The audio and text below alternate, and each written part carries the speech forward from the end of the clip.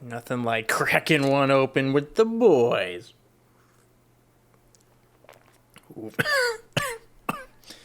Oh, that was not worth it. Welcome back to the Spectral Frame. Today, we're getting into the bizarre horror hit of the summer, Weapons. Everybody's talking about it. Even your mom. Call me back, Linda. Every other class had all their kids, but Mrs. Gandy's room was totally empty. Because the night before, at 2:17 in the morning, every kid woke up, walked downstairs, and into the dark. And they never came back. Weapons is director Zach Cregger's follow-up to 2022's Barbarian, which I loved, but I gotta say, our boy is growing up. I f***ing love Barbarian, but I think Weapons is a pretty big step up in terms of like story and style and direction. Like, it's all here, except for the scares. I don't think this movie was very scary. It had its moments, don't get mad at me, but it wasn't as scary as Barbarian. I would say Weapons is more of a modern day fairy tale, but less of like a Disney one and more of one of those like old Germanic ones where little kids get hurt and lots of people die. It's one of those ones. And I really liked it. It's mysterious, it's stylish, it's weird, it's hilarious actually, and I want to talk about all of it. No holds bars. No holds, no bars. I want to talk about it without holding any bars. This is your one spoiler warning. I'm going to be talking about a lot of the major plot points in this movie, and some in detail, some not, but anyway, this is your one warning.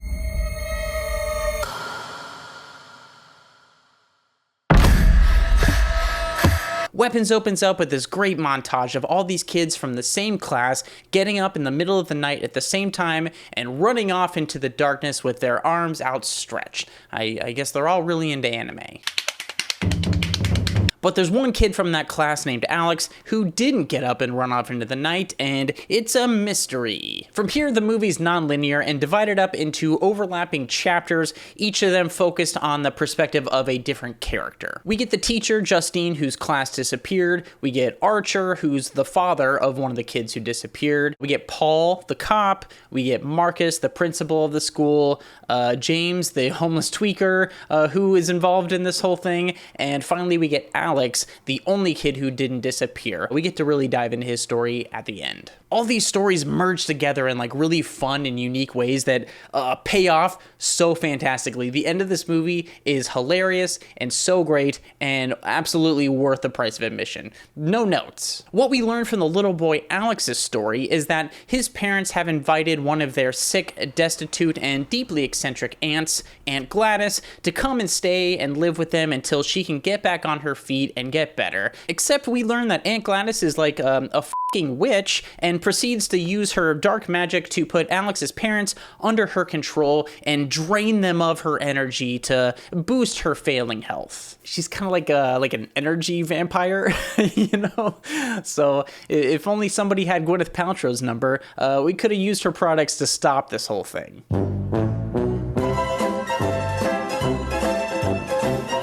But that's just the beginning of this, because on top of draining people of their energy, Aunt Gladys can also use her dark magic to control people and basically use them as weapons. Get it? Anyway, we find out she's the one who summoned all these little kids, and they now live in Alex's basement with them, and she's just sucking them dry of their I shouldn't say that about kids. She's feeding off them to boost her health. Eventually, the teacher, the father, the tweaker, the cop, ripped to the principal, they all kind of figure out all this is happening around Alex and his weird house, and so they go to confront him where all hell breaks loose. I've never seen anything like that in my life. The cop and the tweaker fall under the spell, so the teacher and the father have to fight them, but Alex, the little boy, he's able to use Aunt Gladys's magic against her. Alex now has control of all his classmates and uses them as weapons to go after Aunt Gladys, so she's running through houses, they're crashing through windows, running through yards, and finally they get Aunt Gladys and they literally rip her limb from limb. It's so f***ing funny. It's such a great ending. and I loved it. Once Aunt Gladys is dead, the spell is broken from everybody, and we're left to kind of collect the pieces and try to get back to normal, but spoiler alert, nobody's ever going to be normal again after this. And honestly, that's just kind of the basics of this movie. There's a lot of story here. I'm leaving out the love triangle and the obsession and the alcoholism and the police abuse and the couple who just wants to eat 7 hot dogs and watch nature documentaries. There's so much here, so let's just go ahead and get into my likes. Where did you go? First on my list of likes isn't anything in the movie itself, it's actually the marketing. You and I both know that the way horror movies are marketed spoils lots of things, spoils lots of big scares, lots of great visuals, and this marketing, these trailers, I think did a fantastic job of keeping it ambiguous, but also like intriguing. Like we get the central mystery of the kids running away and some really cool shots, but they don't spoil Aunt Gladys in this. And she's such a visual big presence in this movie that like, the marketing department wanted to put her in there because she's f***ing creepy looking, but they kept her out of all that marketing, and I just gotta give praise to that decision. If this is a Blumhouse movie, like Aunt Gladys would open and end the trailer, and it would have every good shot of her in it, so kudos to the marketing team. Next on my list of likes is the direction. I think Zach Cregger really upped his game here. Like, he had a really good handle on what was going on in Barbarian, but here, he knows this movie front to back. There's so much built-in tension with the shots and the blocking, and it just feels like even in the quieter moments where nothing's going on, you still feel like something is happening, and that's really down to direction. I think a really great example of that visual tension is kind of a smaller scene where Justine, the teacher, goes into a liquor store to buy more booze. When she goes in, we see in the background, out of focus, somebody follow her into the store, and we're kind of winding through the aisles, and that person keeps following her out of focus, and it's really spooky and has a lot of tension in it, and we come to find out that the person following her isn't some like, I don't know, demonic form or some witch kind of thing. It's actually Paul, the cop, his current girlfriend, who Paul cheated on her with Justine. So there's a whole confrontation, and it's just really tense. It's a small little moment, but I think a really great example of like visual tension in a lot of these scenes that don't necessarily need it, but the movie's better for it. I saw an interview with Zach Cregger where he talks about his pre-production process, and I guess he just goes through and cuts the movie before they ever shoot a single frame. So he knows exactly where everything has to go, what exactly they need, and there's no like guessing on the day. I guess he leaves room for creativity on the spot, but for the most part, there's no guessing, and that's a big part of filmmaking, having your shit together, and you can tell he really does have it together here. What am I looking at? The next thing I loved about Weapons is the writing and the structure. Like I mentioned in the beginning, this movie is told non-linearly and in chapters from the perspective of the different characters, and there's no way this movie hits as hard or feels as impactful as it does without that structure. This structure is really great for doing a couple things. First, keeping that central mystery of the kids disappearing alive and mysterious. Like, if we were to focus on that solely through the entire runtime of the film, like, one central mystery just kind of gets old and boring over the course of 2 hours. But this, hopping around to different characters, allows like Zach Cregger to reveal backstories of the different characters and like really flesh them out in a way that attaches you to them or repels you from them maybe in order to get a bigger reaction when things happen to them. I feel like with every chapter, things are kind of like recontextualized. So an interesting moment you saw before or like a subtle moment you saw before in one chapter, when you see it from another character's perspective, reveals so much more. Like the little wave from Justine to Paul the cop, or even when the principal, Marcus, attacks Justine at the gas station with Archer there. Like, it comes out of nowhere and you're like, what the fuck is happening? But then when we see Marcus's story, we see how it happened, and it's horrifying and gross and weird, and it's such a good way to reveal these things that gives us that little pop of horror and then explains it in a horrifying way, and I really love the structure. Next on my list of likes is the way the witch and fairy tale lore is worked into the movie. It doesn't over-explain itself. If you've seen my videos before, you know I have a massive problem with this. I hate when movies just like slam on the brakes and bring in like an expert or something or somebody to come in and just explain the whole thing to you.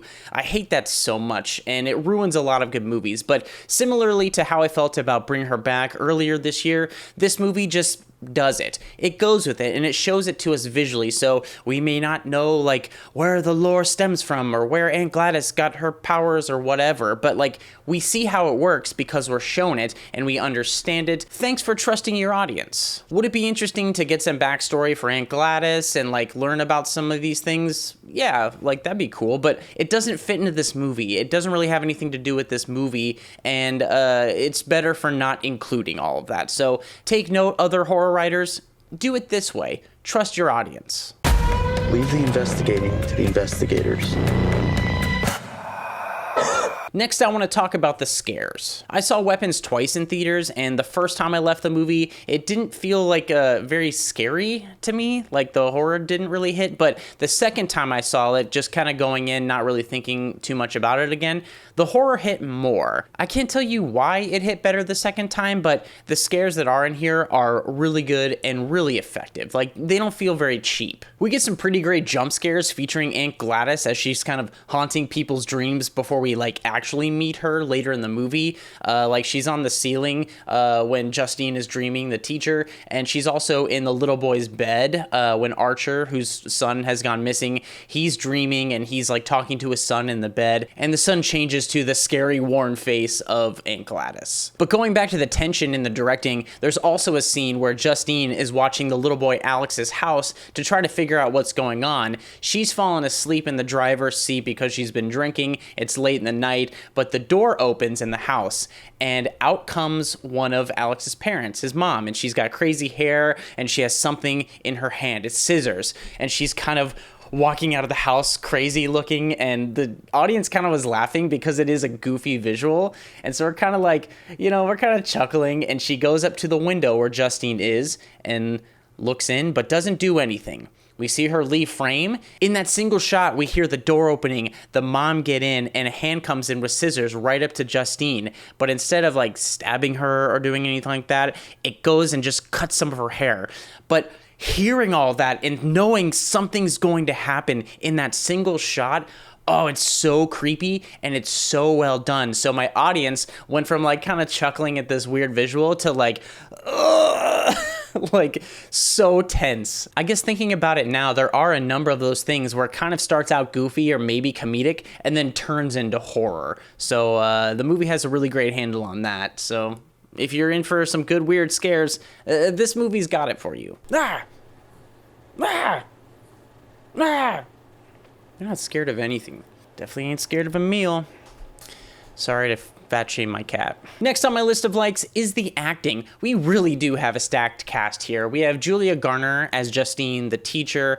We have Josh Brolin as Archer, the father. Alden Ehrenreich as the cop, Paul. And then Austin Abrams is one of my favorite characters in this, the tweaker, James. Like, he is so good, and he puts his all into this performance. But the performance, the person who deserves the most praise, I think, who absolutely nails it, is Amy Madigan as Aunt Gladys. Oh, dude, she's just, like, so spectacularly spooky and quirky and weird. Like, when the cops are sniffing around, she's, oh, hi. And, she's like that kind of pleasant where she can just get inside your house because she's so nice. And she does that. She does that to the principal, Marcus. She has that off-putting appearance and, like, kind of weird, blunt, like, style of talking that, like, I don't know. It's weird, but it's also endearing in a certain way. I don't know. It's like that perfect mix. Also, can we talk about her wigs? Because I knew at least 7 girls in art school who had that same haircut.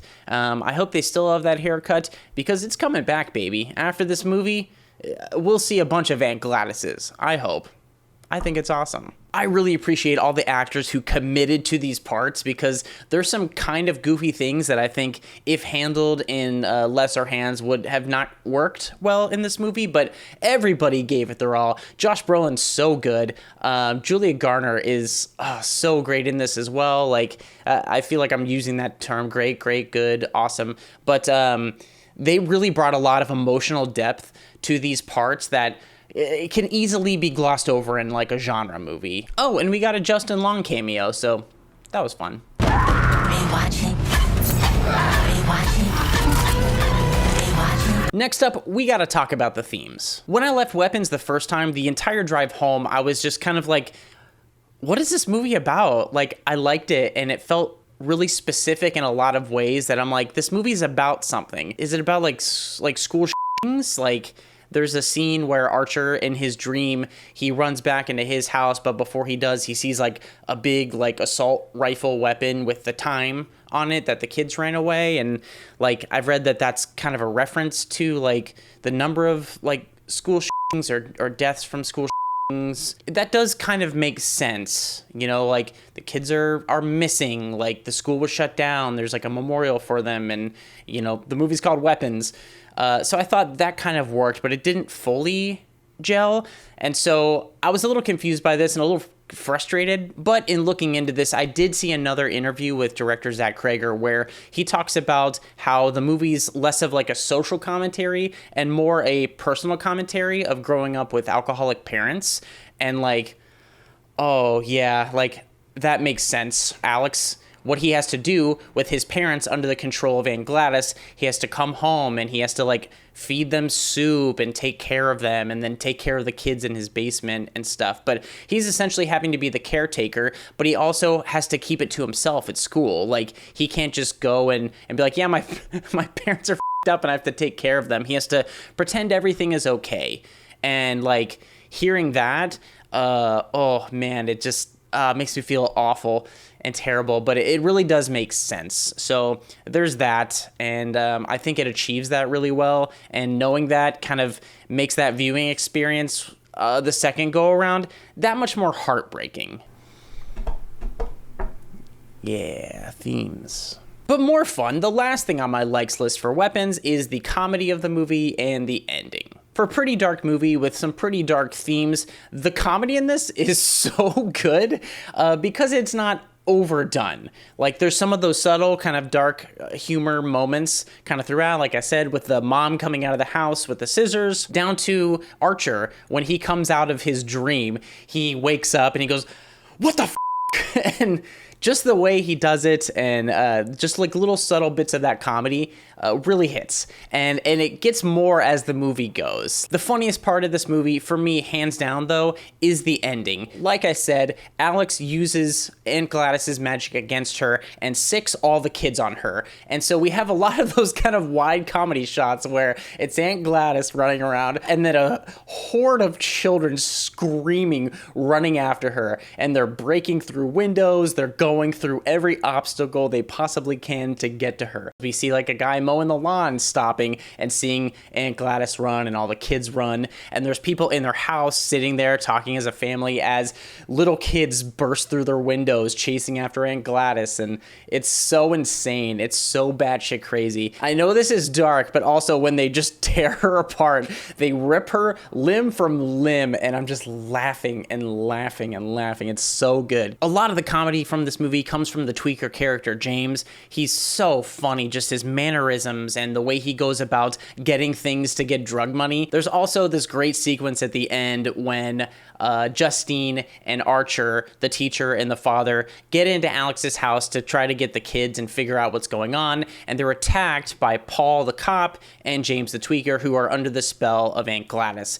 So Archer's fighting James the tweaker, and he's tossing him, like literally tossing him around the house. But every time we think he's done and down, he gets up screaming and charges at him again. But just throughout the whole movie, the way he responds to things, the way he talks to people, the way he does or does not interpret situations is really great. So overall, the comedy of this really hits, and it's not intrusive or diminishing from the horror, which is a big issue I have with like comedy horror things or like horror films that have some like comic relief in it. Like sometimes it can take away from the horror. Like I think a good example of this is Jordan Peele's movie Us.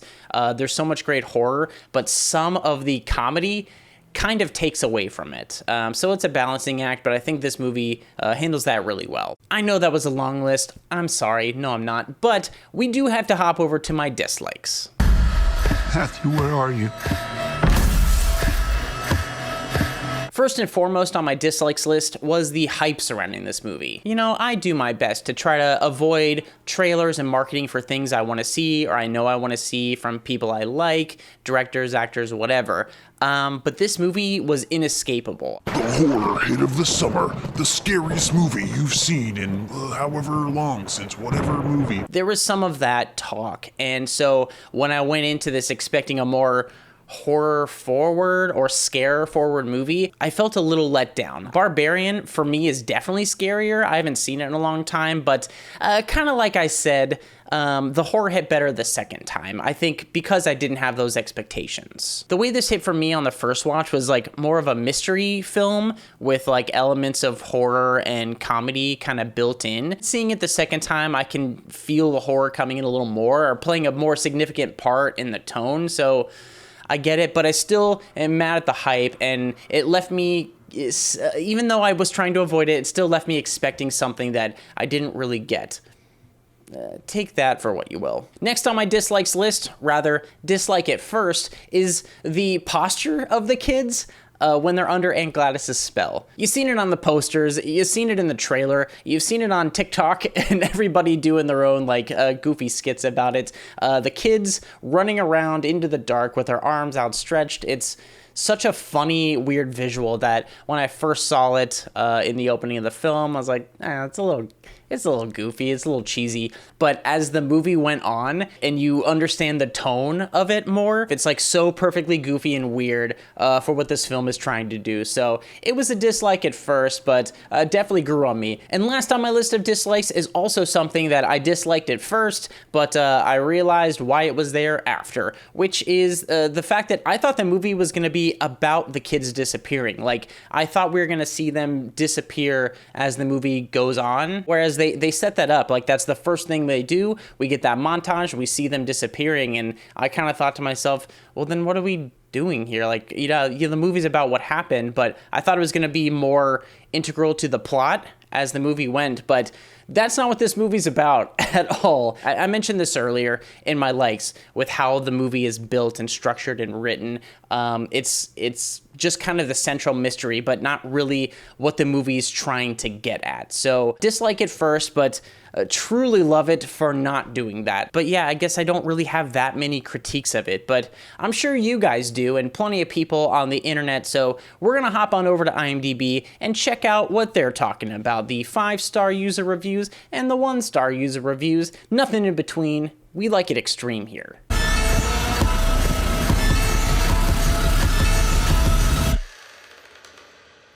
All right, as of this recording, Weapons has a 7.8 on IMDb, and I think that's kind of low. I would put this closer to the 8.59 range. Like, I really like this movie. It's really good, so 7.8 feels a little low. Our first 10-star review comes from Cosmasp. I don't know what that is. This has Stephen King vibes to it. At least that's what it felt to me. Not just the episodic nature that made me have callbacks, but how the characters are written. They all have their issues, they all feel real, and they all have mostly best interest at heart. Since we are human and flawed, that is obviously not always the case. Be it the cop friend, be it the teacher with her own issues, even if you mean well, it can feel and be mean to others. Yeah, this is a great point and something that I kind of hinted at before, like what feels like mean and abrasive to somebody from their perspective. When you see the other perspective, it isn't, and it's meant in a different way. And so the back and forth between the characters through their chapters, I think is really well laid out. I do like King, and I've read a good amount of Stephen King books, but I don't know if I would necessarily have the knowledge to say it has Stephen King vibes to it, but I do agree with this assessment. Going into this thinking about horror movies, it sort of defies the rules that have been set. It is unwritten law that most horror movies start with a really scary scene that is supposed to get the viewers hooked. Well, the introduction here is quite underplayed. Another great point I didn't really think of, yeah, a lot of horror movies start with a big scare, and this is just kind of a montage played to a cool song with like kids running off into the darkness. Like, it's creepy in its own way, but it's not like a big scare a lot of horror movies feel like they need to have before the movie really kicks into action. And honestly, a lot of this movie is kind of unconventional in the horror realm, which is stronger because of it. But yeah, there's a lot lot of unconventional things here that really work, the opening definitely being one of them. Our next 10-star review comes from WPKPGNZX. These names, dog. Finally, something different, unique, and not a rehash. The storytelling is very good, told from different points of view, leading to the climax. Acting is good, creepy when it needs to be, good pacing, never boring. Yeah. Not the best written review I've read, but yeah, I do agree with this. I didn't really mention this before. This is like a 2-hour, little over 2-hour movie, but the pacing is so good, and it definitely didn't feel like a 2-hour movie. There's plenty of breathing room, but it never feels slow when it takes its breaths, you know? Not surprised by the good reviews. Finally nice to see something fresh. Yeah, this is a very original horror film, a very original, fresh take on horror, and I think it deserves all the good reviews it's getting. Like, I want to see more of this. I feel like I say this in every, like, horror movie, like, review when it's a unique horror movie. People want these things. People want new, fresh takes on things. Like, I think we're hitting that point where we've seen all these things and all these tropes, and we want something weirder. I think it just crossed the $100 million mark at the box office, so that's for a reason. It's not just critics who love this movie, audiences love this movie, so let's keep it going. Our first 1-star review comes from Silvertongue1833.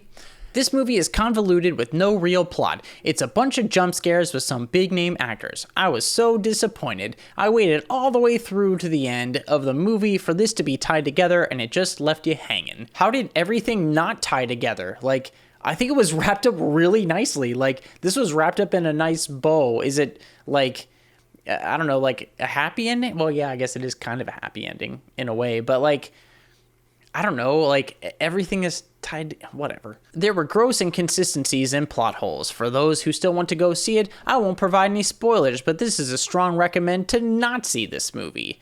I don't know what the inconsistencies and plot holes were. Like, again, I feel like this was a pretty tight narrative. Like, I don't really know what this person is talking about. So if you think there was like any like major plot holes, let me know in the comments, because I can't really think of any off the top of my head. So I don't know. I disagree with this.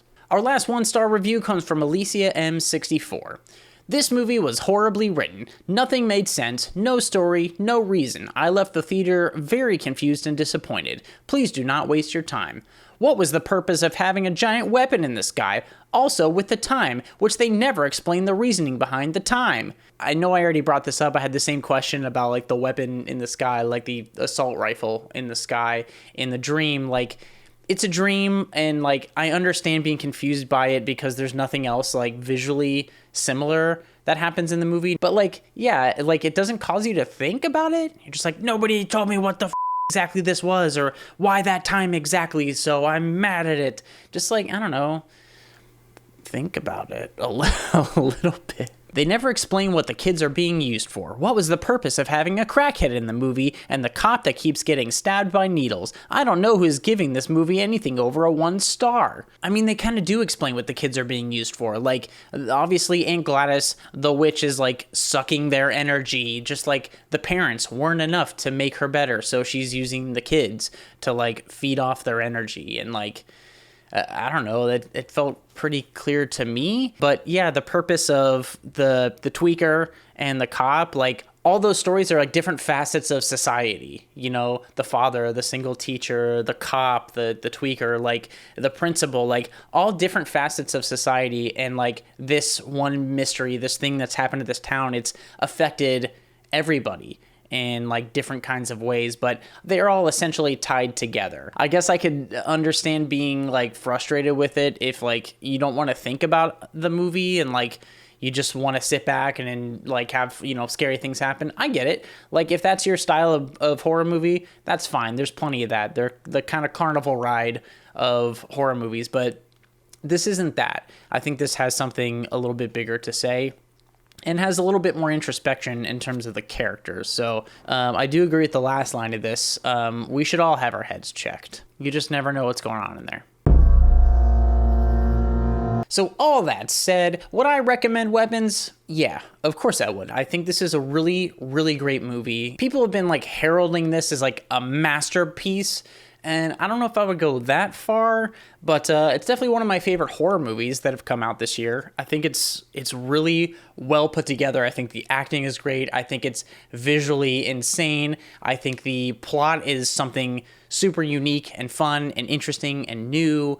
And there's so much great stuff going on with this movie. Like, I can't wait to see what Zach Cregger does next. And I think it's a video game adaptation that he's taking on next, but there's been talk of a Weapons like prequel or something possibly. I hope that doesn't happen because I think this movie should stay how it is. But I really do like this movie. Again, Zach Cregger's main inspirations for this, according to him, were Denis Villeneuve's Prisoners, Paul Thomas Anderson's Magnolia, It Follows, Hereditary, and I think all of those inspirations are on screen. If you like any of those films, or like all of those films like I do, this is a good comparison, good amalgamation of those. I think a lot of horror fans are really going to like this, but I also think this movie can appeal to people who aren't traditionally horror moviegoers, because I think there's a lot more to chomp on than just like spooky things going bump in the night. So I think that's probably also why it's made so much money. There's some crossover appeal there. So it's a big recommend for me. You got to try it out at least once. I think it's good to see in theaters. The soundtrack is really great and the score is really great. But if you have to catch it on streaming, I think that's fine too. I think this plays just as good on the small screen. Steve, get your ass out of the camera, you freak. This isn't that kind of video. So what'd you think of Weapons? Did you like it? Did you hate it? Let me know down in the comments. That's what they're there for. But if you made it this far in the video, thank you so much for sticking around. If you liked the video, give it a like. If you love the video, give me a subscribe. It's free and helps me continue putting soup cans right in my pantry. My sodium levels are out of control.